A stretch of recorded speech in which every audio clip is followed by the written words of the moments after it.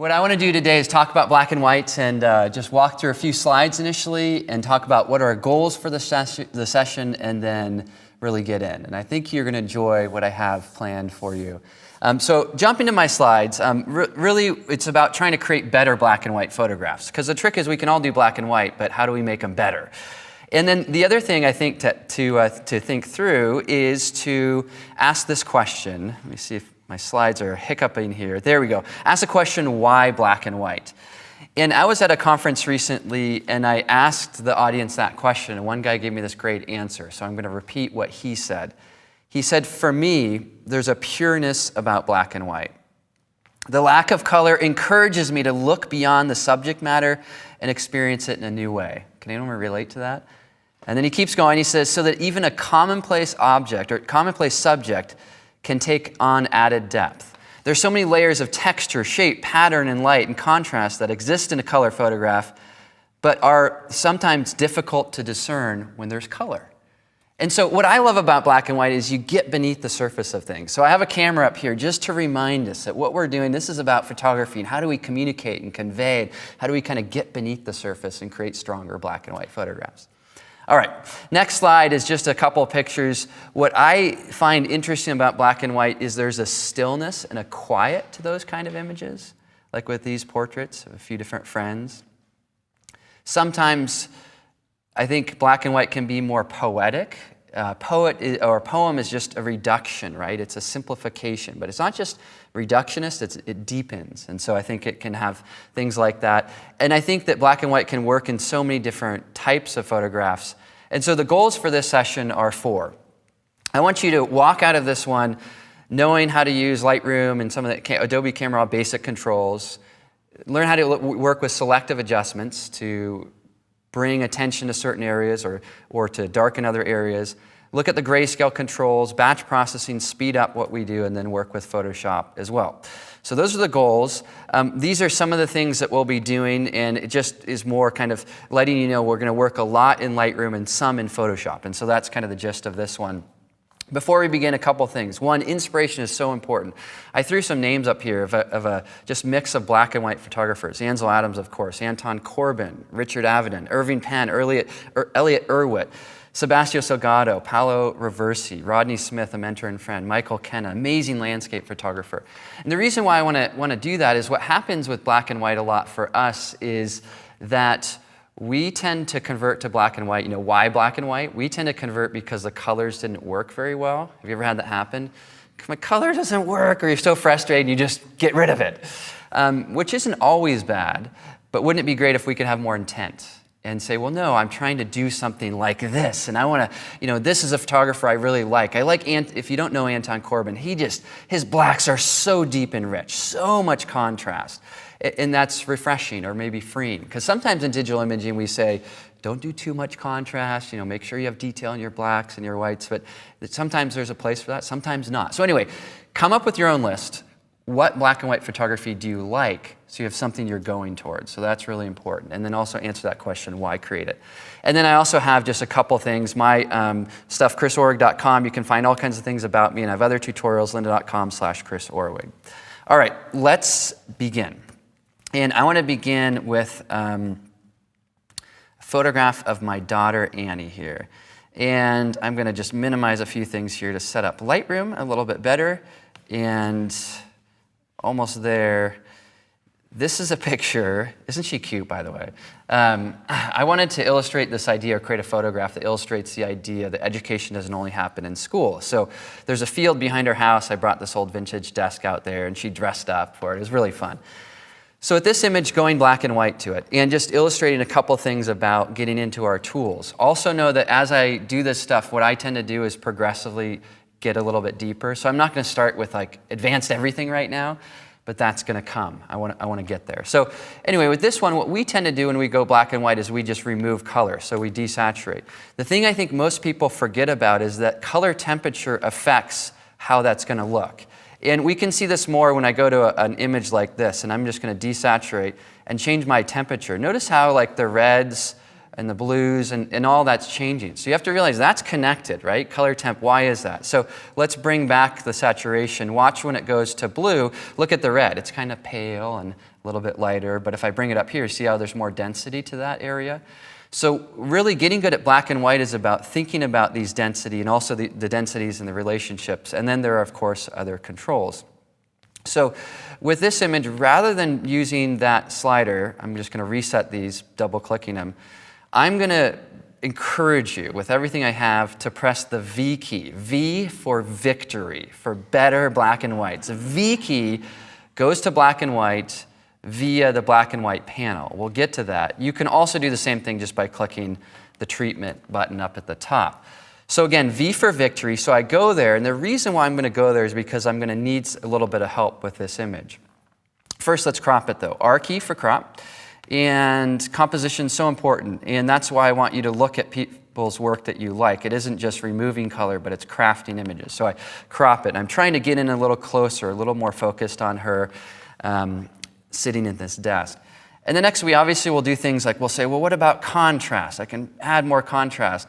Clarity. Clarity is mid-tone contrast. It's texture. In color images, when you bring this up, you lose color and things kind of fall apart and can look too strange.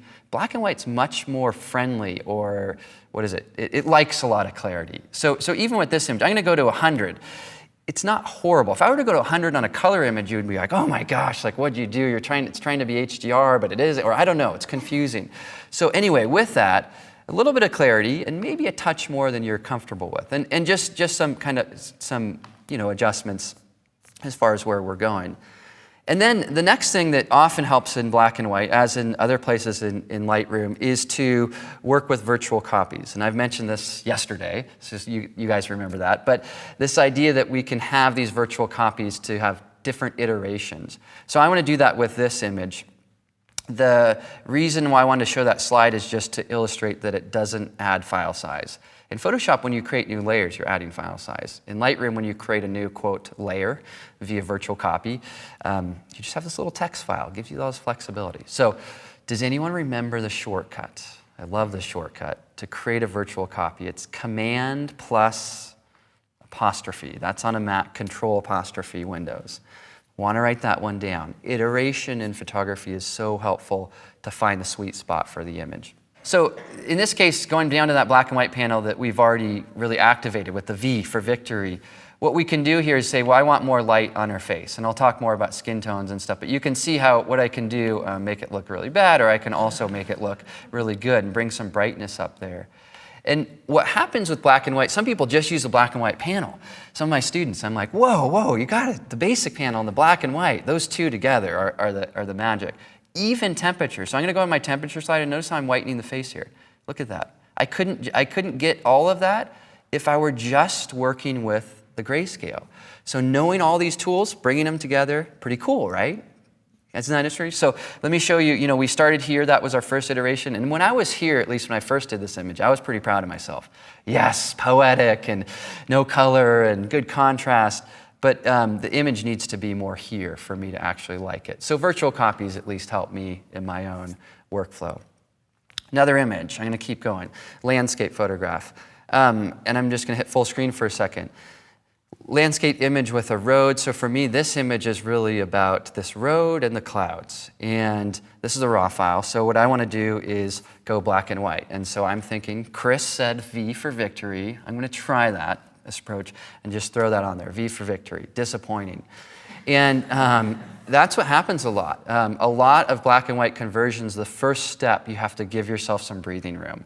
Just like when you open up your raw images, this happens to me where I open them up, I'm like, oh, it was so much more vivid when I was there, so much more expressive. But part of workflow is being an artist and saying, I'm going to commit. I'm going to see this image through. So what needs to happen is there's an imbalance in brightness, right? Sky is too faint, the foreground's too dark, and the road is just kind of muddled. So that's my strategy. So if I go down to black and white, and I'm also a fan of the shortcuts to go through the panels, I'll just say them. It's Command 3 or Control 3 goes down to that one. Command 0 through whatever number in any module gets those panels open and close. Black and white, that's important because I'm going to go back and forth between these two, right? Command 1, Command 3, Command 1, Command 3. Anyway, here I am. Sky needs to go down. I know the sky is blue, so a lot of times we'll just reach for that and we'll drop it. But what we can tend to do is miss something because there may be some aqua in the sky. If we grab the targeted adjustment tool and position it over, especially around the horizon, can you see my little aqua slider over there? I'll just zoom in on it.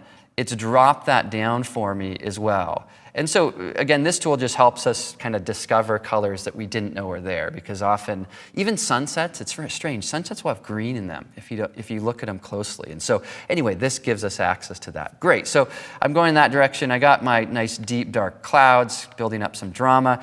I don't want to get too lost here, so I'm going to press Command or Control 1 and go back to the basic panel. I can't forget about all of these, really powerful tools. I'm just walking through them, doing some basic stuff, and then that clarity just adds this definition and pop to photographs like this. And I think that's better, right? We're going in that direction. If I wasn't sure about my next steps, I would create a virtual copy. So I'm thinking I want to brighten the path more. I'm not sure if that's going to look good. I want to go back and forth between that, so I press Command apostrophe, Control apostrophe on Windows, Command on a Mac, and I grab the adjustment brush. The K key gives us access to the adjustment brush. And with this tool, I'll choose my exposure effect, and just to demo how this works for a second and look at all these controls that we have over here. We have our size, feather, and flow, which are really important, and auto mask. So size we can change with the slider or bracket keys. Right bracket key bigger, left bracket key smaller. Feather, low feather is hard edge, a lot of feather is a soft edge. Flow is how fast the adjustment is built up. So I almost think of flow kind of like spray paint. If it's just barely coming out and you go back multiple times, you're building up color. If you have a real high flow, it's just boom, there it is, it's completely on. Then auto mask. Let me show you auto mask for a second. Shortcut for that's easy to remember, it's A key. So I turn the auto mask off, and I'm just going to make an adjustment, which I need to exaggerate here so you can actually see what it is. And this will not look good, but give me a second. When I make that adjustment, it's just everywhere. Undo that, and even delete my first little part. Tap the A key and make the same exact brush stroke, and while it is over the top, you can see it's limited to my path. So auto mask does a really good job at finding edges and areas of contrast so that you can dial that in. So with this one, obviously we want lower flow, and we want exposure setting, which is going to be lower. And I'm just going to wing it. I don't know if that setting's right. I'm tapping the left bracket key, but I'm going to go back and forth. Whoops, little mistake there, Command Z. And when you're working with light, I like to kind of move around a little bit so I'm not hitting one area too hard. And I also, eventually, after I do all of my auto mask work, and if it weren't a demo, I'd probably zoom in a little more detail, but this is fine for a demo. After I do that, I'm going to turn auto mask off, and then I'm just going to get into the edges, because what can happen with auto mask, especially with a landscape, is it can make the edges look a little bit too crunchy.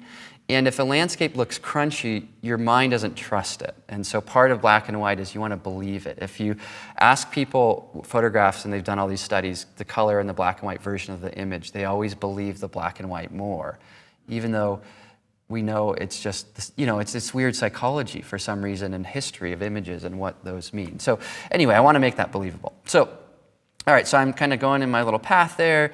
And what's cool about doing a virtual copy is if I go back in time to see my before and after, remember the shortcut to do that? Anyone? The backslash key, right? Back in time. With a virtual copy, well, let's go to my first image here. Here's the first one. If I go back in time, I go all the way back to color, right? So I can't really tell, is my black and white good? Let's say I go here and then I decide, well, I want more contrast. I can't see what the contrast was one step before, right? But when you do that virtual copy, that image was born at that state. And so when I go back now, it's just going back to whatever I've done since then. And so, especially in black and white, that's huge, right? Because comparing to color is irrelevant. Color is gone. And color attracts your eyes in different ways. So anyway, nice little tip there, right? As far as something so far that we've gotten to.